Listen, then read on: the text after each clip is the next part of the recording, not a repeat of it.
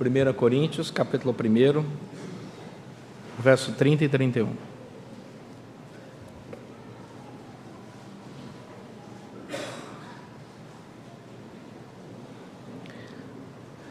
Diz o texto de 1 Coríntios, capítulo 1, verso 30 e 31. Mas vós sois dele, em Cristo Jesus, o qual se nos tornou, da parte de Deus, sabedoria e justiça e santificação e redenção, para que, como está escrito, aquele que se gloria, glorie-se no Senhor. Vamos ler juntos o verso 30 e 31?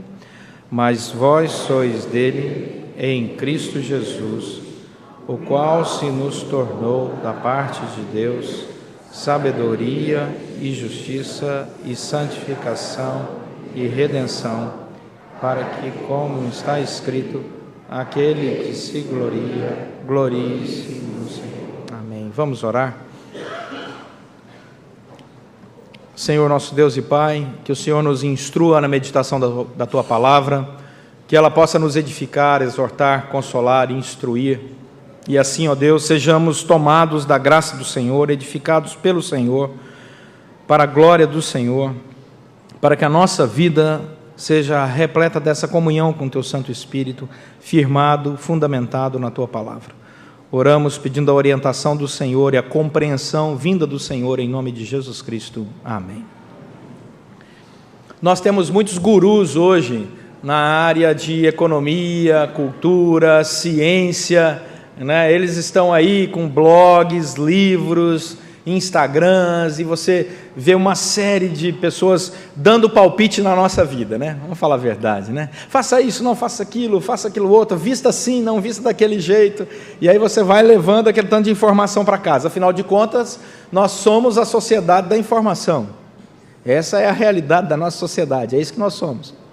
Mas aí vem uma pergunta que não quer calar: sobre quais bases essas pessoas estão construindo, fundamentando a sua linha de raciocínios, a sua visão e os seus valores de vida para nós. Porque todas as vezes que você lança um conceito para alguém, esse conceito saiu de algum lugar. Essa pessoa que te orienta em determinada área, ela tem como fundamento, como base, alguma coisa. E essa é a grande preocupação, porque muito do que está por aí tem base naquilo que a palavra do Senhor desaconselha.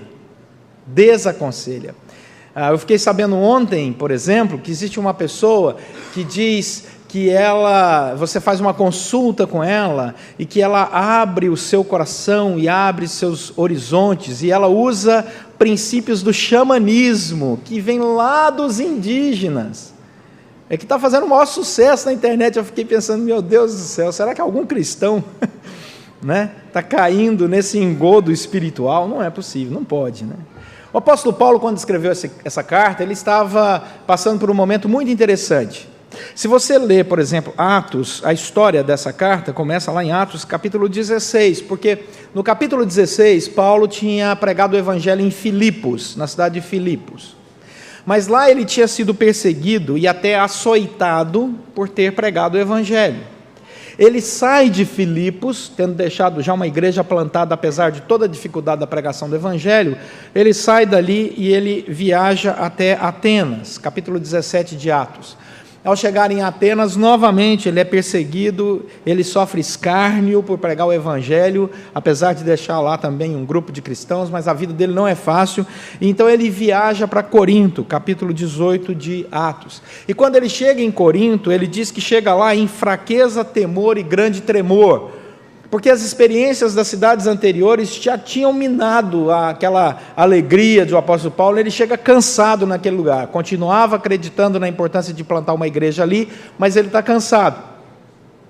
Mas qual é a surpresa? Ele prega o evangelho numa sinagoga, e a pessoa mais importante daquela sinagoga, Crispo, que é o principal personagem da sinagoga em Corinto, se converte. E aí renova no coração do apóstolo Paulo a alegria, e o Senhor diz ao apóstolo Paulo: olha, eu estou contigo, e ninguém ousará fazer-te mal nessa cidade, porque eu ainda tenho muito povo aqui, fica aqui e prega o evangelho. E a partir dessa experiência do apóstolo Paulo em Corinto, ele fica 18 meses na cidade de Corinto, e ali ele deixa uma igreja plantada. E depois de 18 meses em Corinto, com uma igreja já estabelecida, o apóstolo Paulo viaja para Éfeso. E chegando em Éfeso, ele fica 3 anos em Éfeso, plantando e organizando as coisas da nova igreja de Éfeso. E é no último ano, ali em Éfeso, que ele escreve a carta para essa igreja em Corinto. Por que ele escreve essa carta que nós estamos lendo? Porque ele ficou sabendo que aquela igreja estava começando a viver um momento de divisão. As pessoas começavam a brigar entre elas. Um dizia, não, Apolo está certo, Pedro está certo, Paulo é que está certo. E ele ficou muito triste. Então ele senta para escrever, além de algumas experiências espirituais que não estavam de acordo com os princípios da Escritura, que estavam acontecendo ali em Corinto. Então ele escreve essa carta. Então a preocupação do apóstolo Paulo ao escrever essa carta é: vamos voltar aos fundamentos.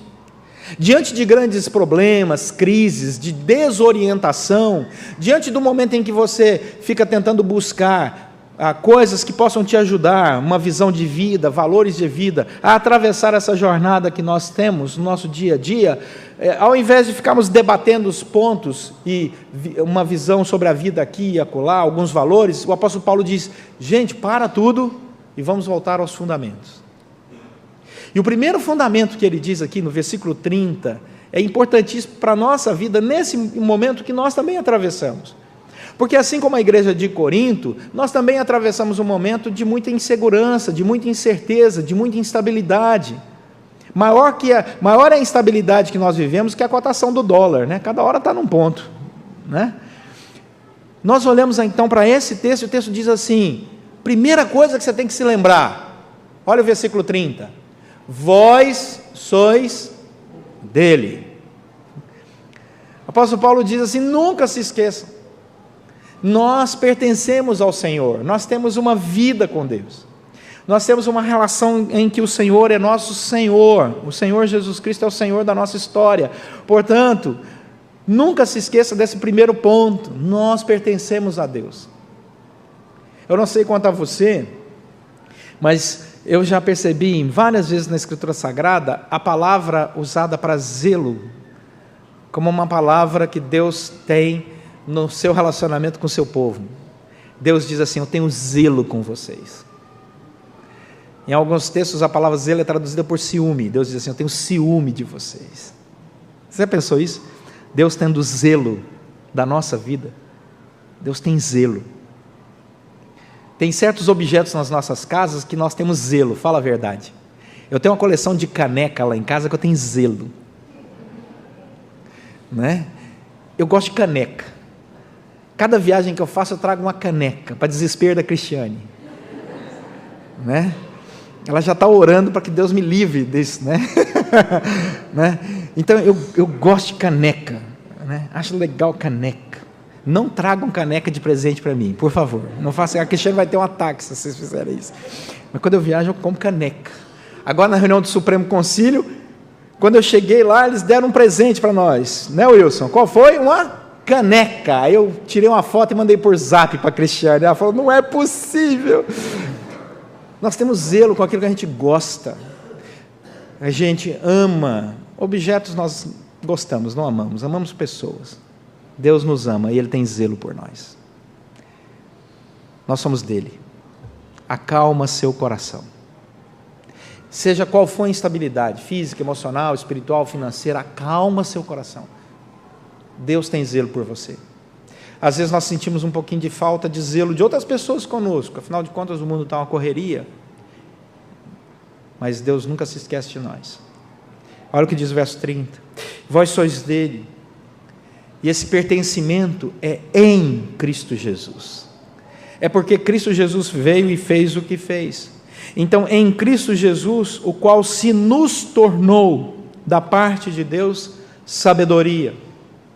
Então, o que é que pode nos ajudar nessa caminhada cristã, nesse mundo que nós vivemos?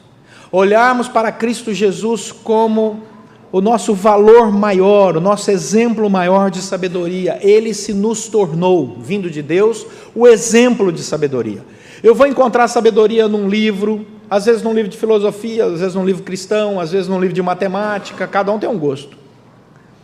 Mas a sabedoria maior, a base da minha sabedoria, não está relacionada diretamente com essa literatura à margem da minha história, não.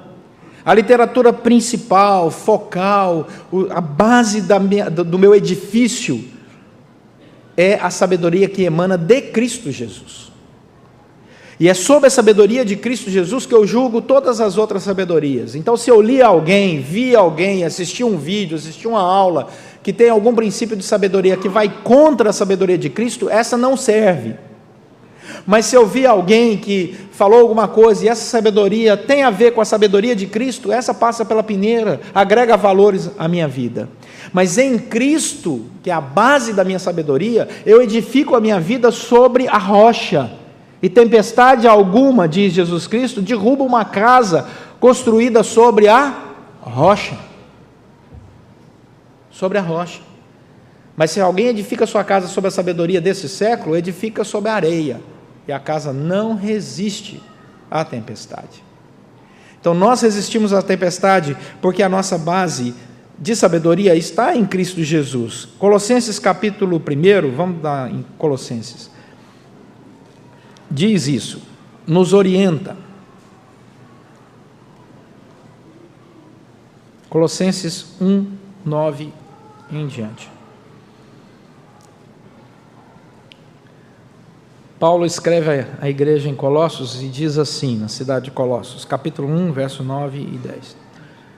Por esta razão, também nós, desde o dia em que o ouvimos, não cessamos de orar por vós e de pedir que transbordeis do quê? Do pleno conhecimento da sua vontade e de toda a sabedoria e entendimento espiritual, a fim de viverdes de modo digno do Senhor, para o seu inteiro agrado, frutificando em toda boa obra e crescendo no pleno conhecimento de Deus. Capítulo 2, versos 2 e 3 de Colossenses.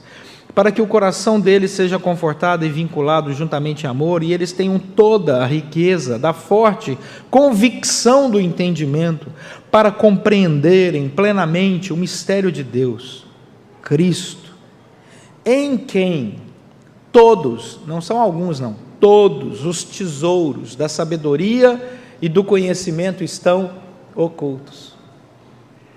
Cristo, Ele tem toda sabedoria e todo conhecimento. Qualquer área da sua vida que você queira desenvolver um pouco mais de conhecimento e sabedoria, procure em primeiro lugar as palavras de Jesus, a opinião de Jesus. O que é que Jesus pensa sobre? Depois, você pode agregar valor com aquilo que o mundo pode te orientar, pensadores, filósofos, cristãos que estão por aí, e que escreveram muita coisa boa, ensinam muita coisa boa, mas a base da nossa sabedoria é Cristo. Volta lá para 1 Coríntios capítulo 1, verso 30. Portanto, o mundo busca sabedoria nos livros. O mundo busca sabedoria em outras pessoas. Nós também buscamos sabedoria em outras pessoas. Também buscamos sabedoria nos livros, mas antes deles, queremos saber da sabedoria de Cristo. E é por isso que Paulo vai falar aqui no primeiro capítulo dessa carta. Olha o verso 20.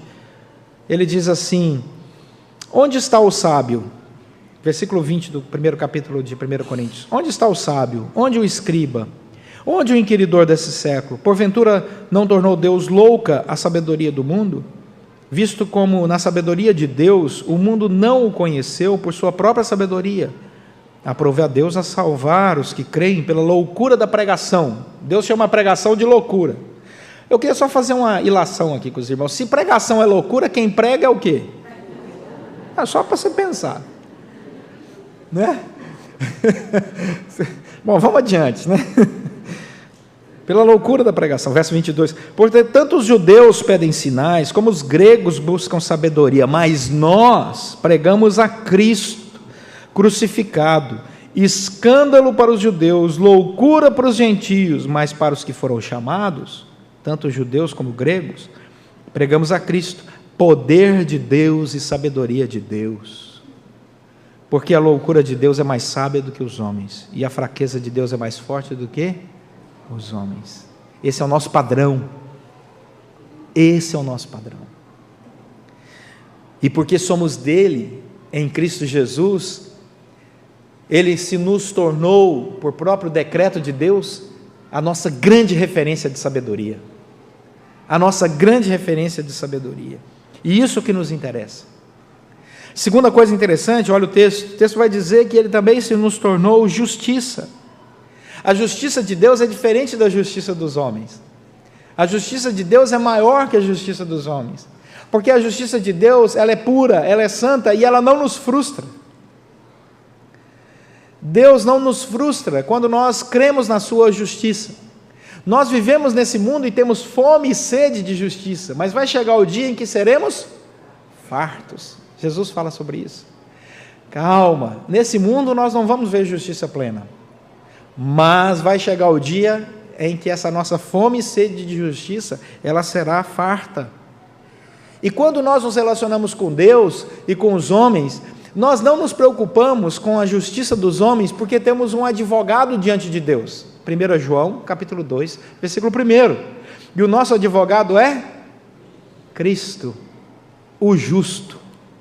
A Bíblia vai dizer isso lá em 1 João, temos um advogado diante do Pai, e ele é Cristo Jesus. Ele leva as nossas causas para Deus.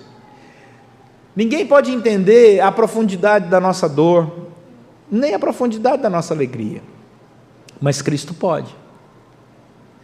E quando ele se apresenta diante de Deus com as nossas orações, pela graça temos esse privilégio, temos um Deus que compreende, entende e derrama do seu Espírito, fazendo justiça sobre nossas vidas com graça e misericórdia, através de Cristo Jesus, que derrama misericórdia sobre nós, porque se a justiça de Deus foi imputada sobre nós sem Cristo Jesus, nós estamos perdidos.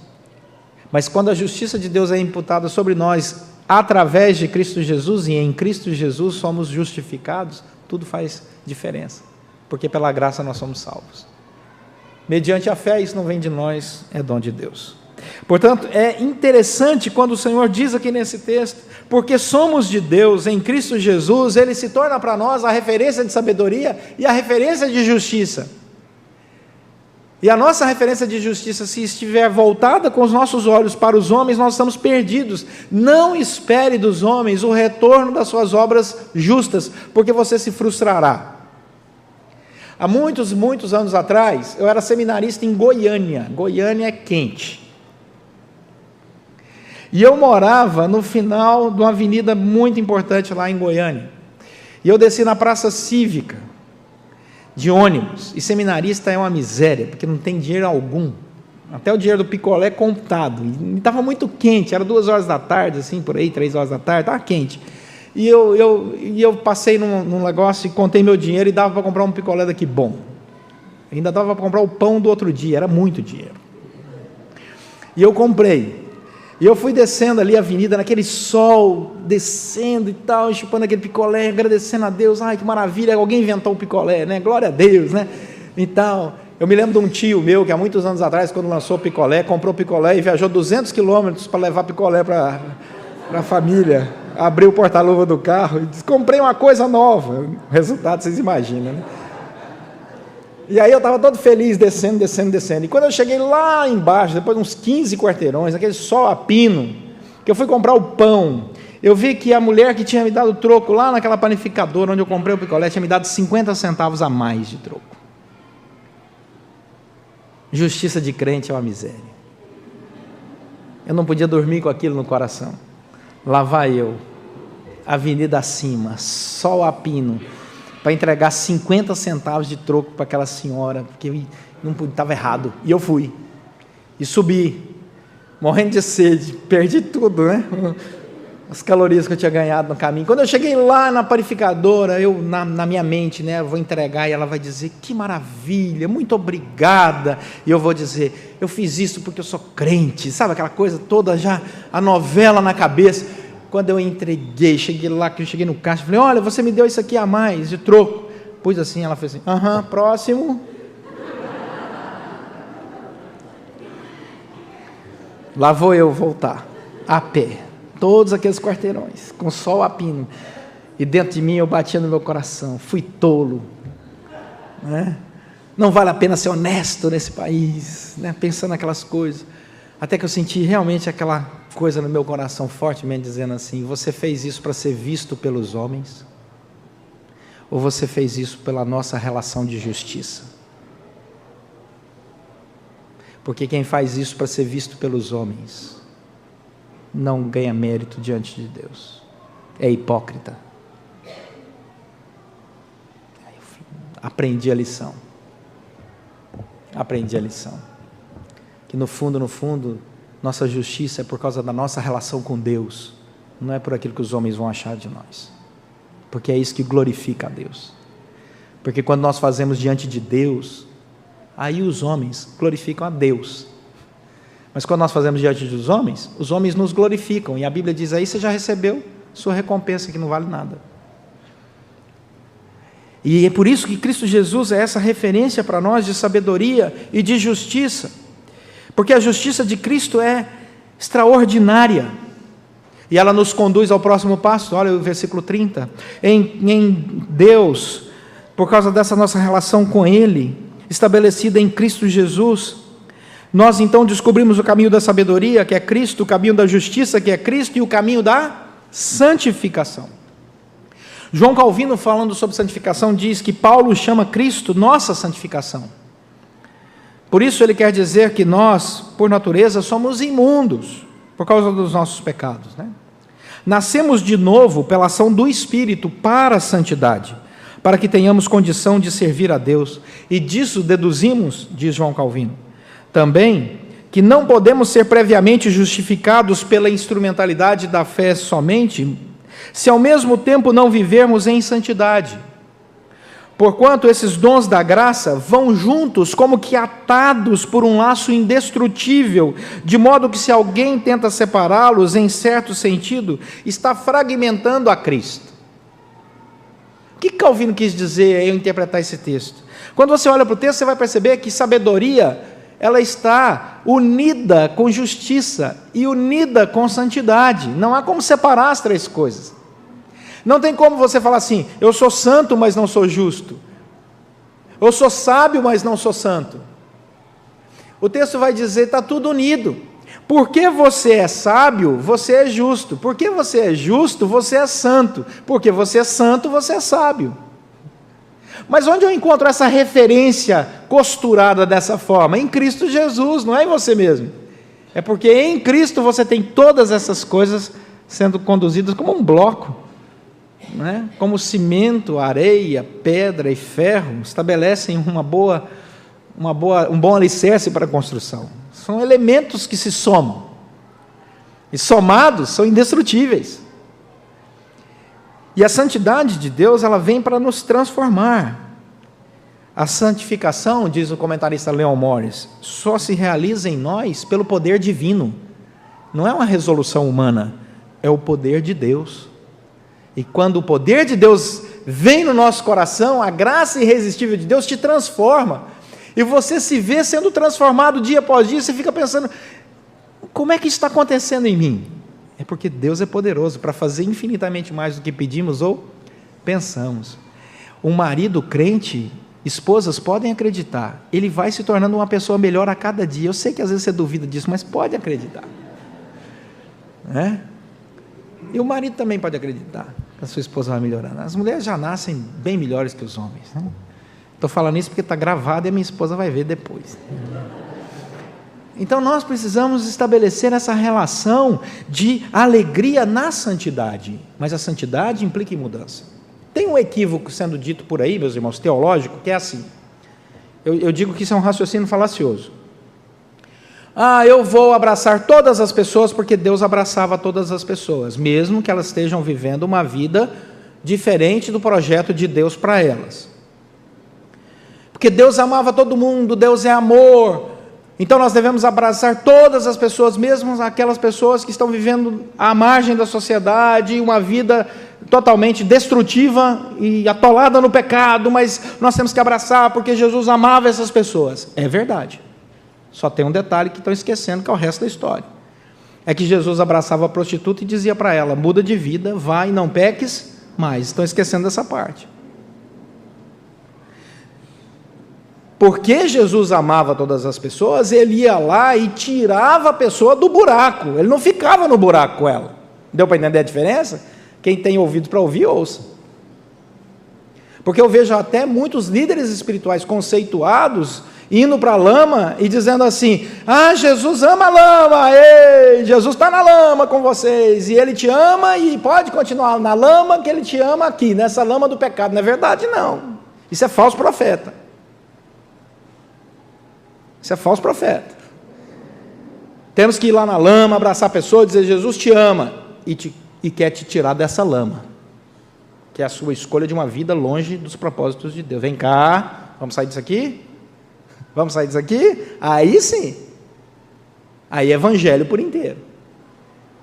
Porque estão criando um Deus que recebe o selo da palavra amor, mas estão esquecendo que a palavra amor vem com arrependimento e mudança de vida. Ele não vem sozinho, não. As coisas estão atadas. Santificação, com justiça, com sabedoria. E o próximo passo é redenção. E é isso que nós precisamos aprender. Jesus Cristo vinha, transformava a vida das pessoas, e as pessoas se tornavam pessoas diferentes. Não continuavam na vida de pecado. Se transformavam em pessoas diferentes. E Jesus abençoou muitas pessoas, de todas as classes sociais, que é outro equívoco que está se dizendo por aí. Jesus tinha uma opção preferencial pelo pobre. Não, senhor, Jesus tem uma opção preferencial por todos. Seja rico, seja pobre, seja mulher, seja homem, Jesus ama a todos, seja criança. Para com essa ideia de amarrar Cristo Jesus. Ele é dono de todas as coisas e quer transformar a vida das pessoas.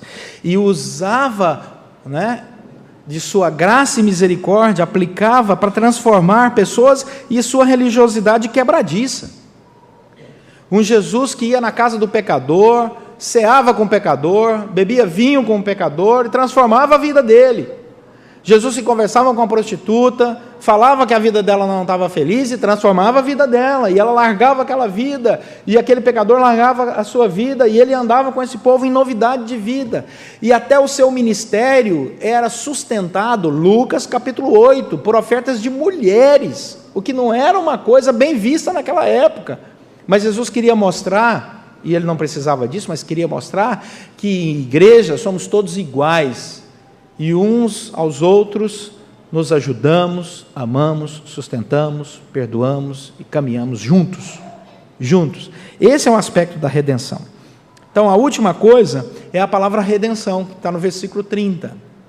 E essa palavra redenção é a soma de duas palavras gregas, que é a palavra apolitrosim, no grego, redenção. Apó significa em direção a, litrosim significa libertação, no grego. Apolitrosim, então, em direção à libertação, é traduzido como redenção. Então, o que Cristo fez? Ele veio para ser a nossa redenção, ele veio em direção à nossa libertação, ele veio nos libertar das garras do pecado, ele é o nosso libertador, ele é o nosso salvador, ele é aquele que transforma a nossa existência. Romanos capítulo 8, verso 23... Romanos 8, 23, nosso último texto paralelo aqui, Romanos 8, 23, diz assim: e não somente ela, mas também nós, que temos as primícias do Espírito, igualmente gememos em nosso íntimo e aguardamos a adoção de filhos e a redenção do nosso corpo, ou seja, o Senhor que vai nos transformar, nos libertar de uma vida agarrada, arraigada às coisas dessa terra, e nos transformará para uma vida melhor. Bom, eu sei que aí você deve estar pensando, ok, falou, mas uma pergunta não quer calar aqui na minha cabeça. O que é que eu levo para casa? Vamos voltar aos nossos livros e vídeos, lá que eu comecei essa palavra dessa manhã. Não é errado você buscar instrução aí, como administrar seu tempo, como administrar suas finanças, como fazer uma maquiagem melhor, como fazer um bom alongamento, como ser um bom líder, não tem nada errado, isso é bom. desde que tudo que você ouvir como proposta de sabedoria passe pela peneira, em primeiro lugar, das palavras de Jesus.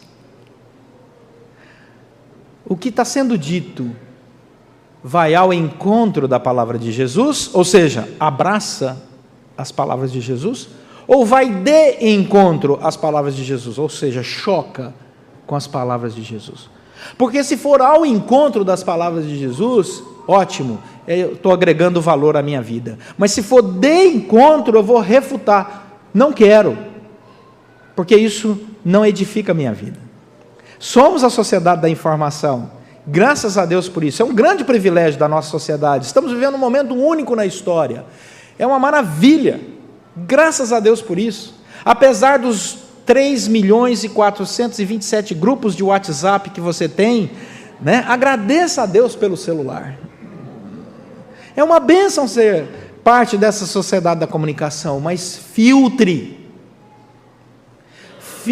com a sabedoria de Jesus Cristo, porque unida a ela caminham a santificação, a justiça e a redenção.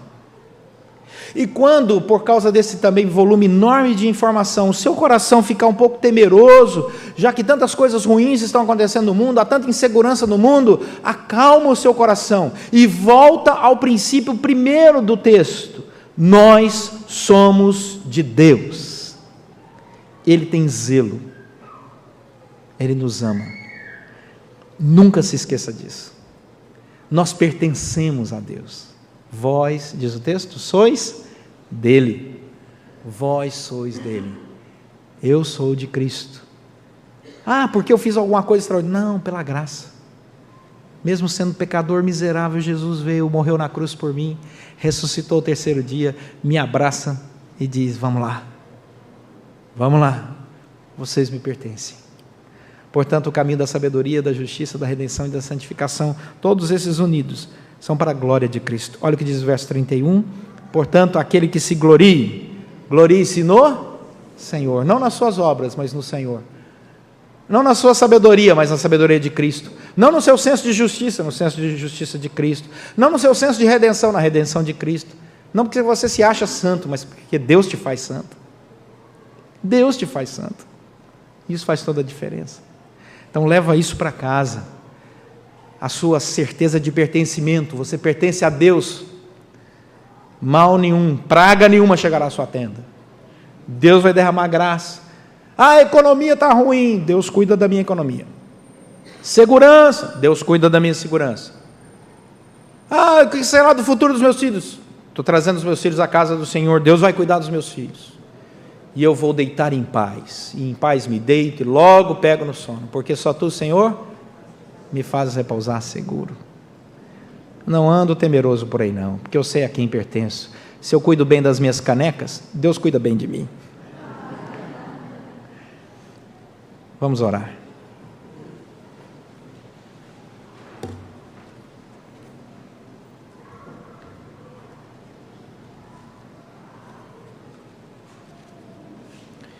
Às vezes você entrou aqui essa manhã preocupado com alguma coisa. Saúde, finanças, família, amigos. Entrega a sua preocupação agora em oração na presença de Deus. Ele é todo poderoso para fazer infinitamente mais do que pedimos ou pensamos. Ele pode transformar um jantar num milagre.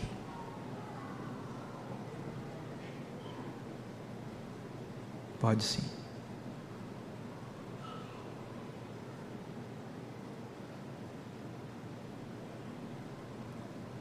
Coloca aí diante de Deus, tira esse tempinho de oração. A vida está muito corrida. Reflita um pouco.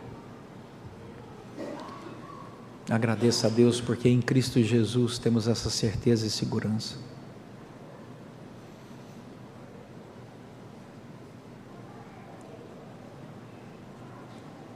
Eu quero fazer 2 orações aqui. Eu quero orar por você que está trazendo agora diante de Deus alguma causa que está te preocupando um pouco.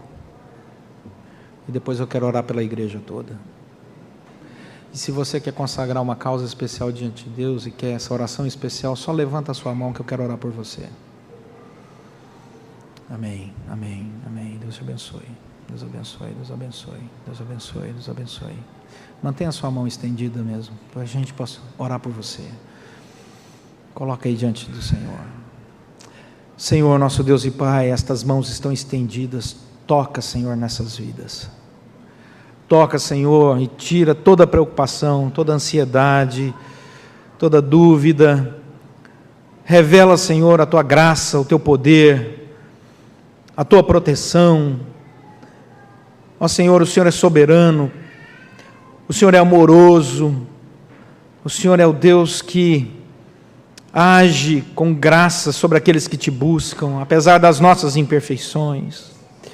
Rogamos em nome de Jesus, toca essas vidas e a vida daquelas pessoas que eles agora estão intercedendo diante do Senhor em oração. Essa é a nossa oração, Senhor, intercessória. Abençoa este povo, Senhor. Abençoa suas famílias, seus amigos, todas as áreas, Senhor, que agora estejam em algum grau trazendo preocupação para as suas vidas. Em nome de Jesus, traz paz, alegria e certeza a esses corações. Pois nós pedimos isso na certeza de que o Senhor, pela obra do Teu Santo Espírito, é Deus presente e faz, e realiza para a glória do Senhor. E oramos pedindo isso, em nome de Jesus Cristo. Amém. Senhor, nós somos a Tua igreja aqui reunidos, e agora queremos pedir que o Senhor abençoe cada família, cada irmão, cada irmã, que saiu da sua casa e em amor, adoração, submissão à Tua palavra, veio aqui na Tua casa adorar o Senhor e receber do Senhor, através da Tua palavra, instrução. Obrigado, Senhor. Abençoa as nossas vidas, abençoa a vida de cada irmão, cada irmã, cada visitante, Senhor, cada família aqui. Ó Senhor, faça com que possamos experimentar em Cristo Jesus sabedoria, justiça, santificação e redenção para a glória do Senhor.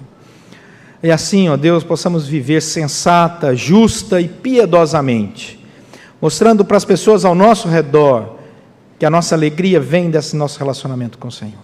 Pedimos a Tua bênção, em nome de Jesus Cristo. Amém.